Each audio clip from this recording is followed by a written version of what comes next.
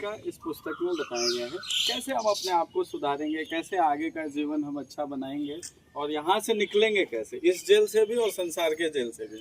तो वो तरीका सब चाहते हैं यहाँ से निकलना, कोई यहाँ रहना नहीं चाहता ना। तरीका कहाँ से मिलेगा, कहाँ प्रोसेस मिलेगा, तो वो इधर दिया हुआ है। भगवत गीता में भगवान श्री कृष्ण ने अर्जुन को सारे ज्ञान दिए जिससे कि संसार से मुक्त हो जा सकता है, इस संसार में भी सुखपूर्वक कैसे रहा जा सकता है। तो आप सभी लोग आइए, इस पुस्तक को लीजिए और जैसे सर ने बताया कि ग्रुप में, अभी वहाँ पे डिस्कशन हुआ, ग्रुप में पढ़ना चाहिए।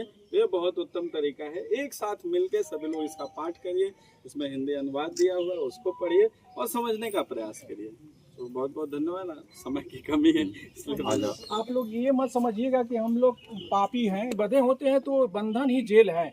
और उसी बंधन जब बहुत ज़्यादा माया मजबूत हो जाती है तो हमसे गलत सही सब कुछ। कौरव एक पांडव थे, जानते होंगे आप लोग। उसी के बीच में ये गीता का ज्ञान दिया गया था।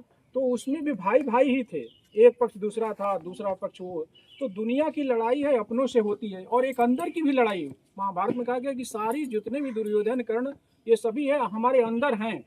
तो वो जब उन पे हम विजय प्राप्त करते हैं, अपने पे जब विजय प्राप्त करते हैं, जब मन हमारा स्थिर और चंचल होने लगता है, तो स्थिर होने लगता है, तो हम धीरे धीरे अपने आत्म स्वरूप की तरफ बढ़ते हैं। जब अपना ज्ञान प्रकट हो जाता है तो सारी चीज़ें वो माया दिखाई पड़ती हैं कि वो उसका कोई विशेष महत्व नहीं है। तो आप लोगों को भी समय मिला है, आप लोग पढ़ें, देखें, समझें।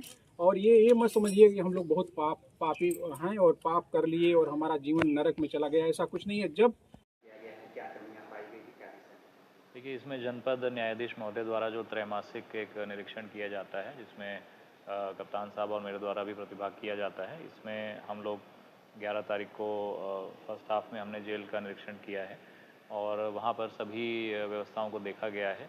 प्रयास ये है कि जो भी वहाँ पर हमारे निरुद्ध बंदी हैं, उनका स्वास्थ्य और खान पान की व्यवस्था, स्वच्छता और वहाँ पर जो भी लीगल उनको एड दी जानी है, उन सब की तैयारी ठीक ठाक रहे। और निरीक्षण में भी ये पाया गया था कि अधिकतर व्यवस्थाएं ठीक ठाक थी और जो CCTVs इत्यादि लगे हैं उनकी भी क्रियाशीलता को चेक किया गया है। और प्रयास ये है कि वहाँ पर सुदृढ़ वे में सभी पैरवी जिनकी भी अपील होनी है और लीगल पैरवी होनी है, किसी की मेडिकल जांच के लिए बाहर ले जाना है, उन सबको टाइमली हम लोग मदद कर सकें।